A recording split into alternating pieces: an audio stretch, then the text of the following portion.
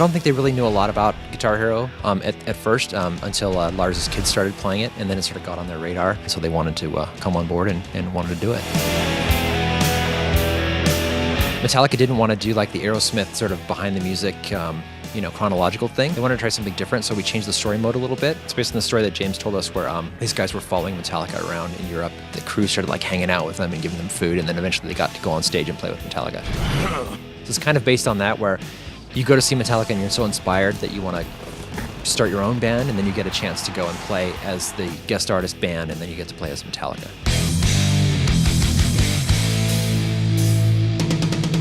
I gotta say that I really think that this is the best Guitar Hero game that's ever been made. I think the set list is amazing. All the songs play super, super fun. This type of music is just tailored towards making fun songs to play.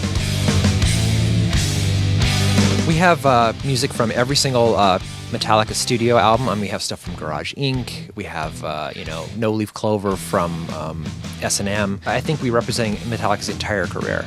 And also for the guest artists, I think that's kind of where the game really sort of broadens out. Like if I love classic rock, Queen, Thin Lizzy, Lynyrd Skynyrd, like you're covered. If I like extreme metal, you're gonna listen to Slayer. If you like newer bands, newer metal, you get the Sword and Mastodon in there. And there's bands like Machine Head and Suicidal Tendencies. There's some punk rock in there. You got some Sam Hain and stuff. As a pretty broad spectrum. I think on its own it's a really great set list, but couple that with the great Metallica songs there, so it's just an amazing package. There's some songs that aren't so hard, if you're going to play a Skynyrd song, or even For Whom the Bell Tolls is pretty simple. So at the beginning of the game, it's not too hard. At the end of the game, when you're playing Fight Fire with Fire, if you're playing War Ensemble from Slayer, yeah, you're going to get slammed. If you're playing Expert or Expert Plus, man, those songs are super hard. The first thing everybody asks is like, hey, are you going to have a double bass pedal in the game? And it's like, well, we have to think about that and see if we can do it. And then it turns out that we could do it technologically. So it gives us the opportunity to actually track all those songs the way they're actually played with both feet. And then you plug that extra pedal in there, and then you get a chance to play those insane, play Fight Fire with Fire with every single double bass kick, or try and play Slayer. And it's really, really pretty fun.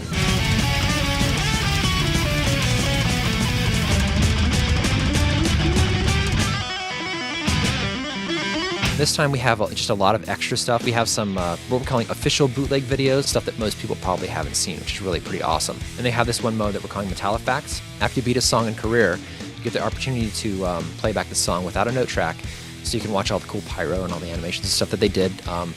And it also comes up with some little bits of information about each song.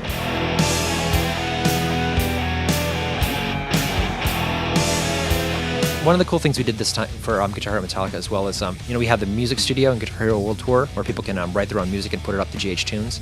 That returns this time, but we wanted to change the way it sounded a little bit. So we took the ESP guitar truckster model that James Hetfield plays, sampled that for the game. We also have this cool mode in the game called Drum Over. Basically, you turn it on and it turns off the drum note track and it gives you the opportunity just to play any beat you want to a song.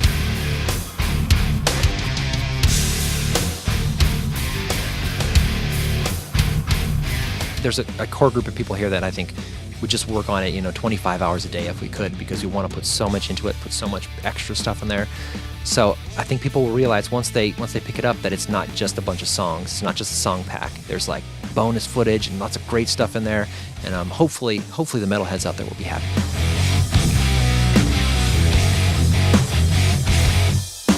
The Guitar Hero Metallica will be coming out at the end of March for the Xbox 360, the PS3, and the Wii, and shortly thereafter on the PS2. If you are a metal fan, man, you better get this game. There's no reason not to.